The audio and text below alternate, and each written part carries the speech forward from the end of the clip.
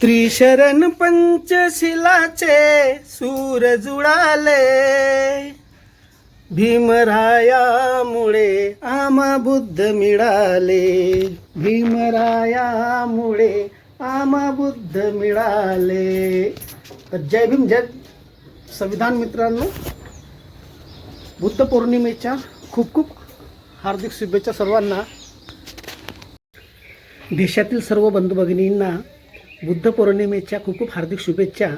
आणि कामगार दिवस या निमित्तानं सर्व माझ्या देशातील सर्व कामगार बंधू भगिनींना कामगार दिवसाच्या खूप खूप हार्दिक शुभेच्छा.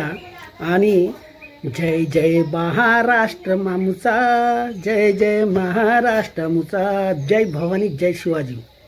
महाराष्ट्र दिनाच्या सर्वांना खूप खूप हार्दिक शुभेच्छा. मित्रांनो, तर बघा, आमच्या थोर पुरुषांनी आम्हाला दिलेलं हे किती मोठं हे वैभव जे आहे आज आमच्या या थोर पुरुषांमुळे शांतीचा संदेश प्रदान करणारे तथागत भगवान गौतम बुद्ध यांनी आम्हाला शांतीचा संदेश दिलेला आहे पूर्ण जगाला. शिवरायांनी स्वराज्याची स्थापना करून सनी महाराष्ट्र हा आम्हाला स्वराज्य स्थापन करून दिलेला आहे. जय शिवराय. आणि डॉक्टर बाबासाहेब आंबेडकरांनी कामगारांच्या हितासाठी, परमपूज्य डॉक्टर बाबासाहेब आंबेडकरांनी स्वातंत्र्याच्या पूर्वीपासूनच 1942 ते 1946च्या दरम्यान श्रम कार्यालय, श्रम विभाग, ESIC एम्प्लॉईज इन्शुरन्स कॉर्पोरेशनची स्थापना केली. मजदूरांच्यासाठी त्यांनी जर का मजदूराला सुट्टी, काही त्याचे वैद्यक त्यांचे काही हे घडले, त्यांचं किंवा ॲक्सिडेंट झाले काम करताना, किंवा त्यांना आजारी असल्यावर काही जे सुट्ट्या लागतात, यासाठी कर्मचारी राज्य विमा या संघटनेची स्थापना बाबासाहेबांनी केली. ही सर्व करूनसुद्धा बाबासाहेबांनी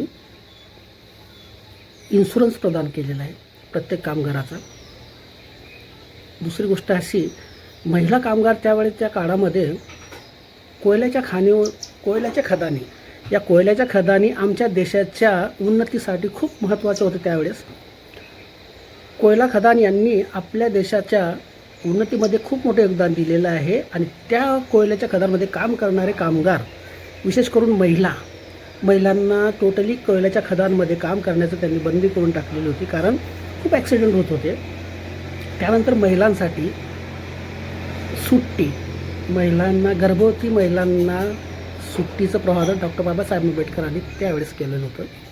दुसरं, महिलांना मूल मोठं होत असताना 18 वर्षाचं मूल व्हायच्या आतमध्ये ती कधीही महिला आपल्या मुलाच्या पालनपोषणाच्या जबाबदारीसाठी ती वर्ष ते 2 वर्षापर्यंत सुट्टी ती कधीही घेऊ शकते. आणि ही सुट्टी पेड डॉक्टर बाबासाहेबांनी दिलेली आहे महिलांना. तर मित्रांनो, अशा प्रकारे या थोर पुरुषांची कितीही गुणवत्ता आपण गायली ती कमीच पडणार आहे, कारण यांच्या थोर पुरुषांचे कामं हे खूप अविश्वसनीय आणि खूप मोजल्या जाणार नाही, कोणत्याच पॅरामीटरने मोजल्या जाणार नाही. तर तथागत भगवान गौतम बुद्धांच्या चरणी प्रार्थना करून मी माझा ब्लॉग संपवतो. मित्रांनो, तर माझा ब्लॉग तुम्हाला कसा वाटला मला कॉमेंट नक्की करा, आणि शेअर करा, आणि सबस्क्राईब नक्की करा. मित्रांनो, जय हिंद, जय भारत, जय संविधान. डॉक्टर बाबासाहेब आंबेडकरांचा विजय असो. नमो बुद्धाय आणि जय शिवराय.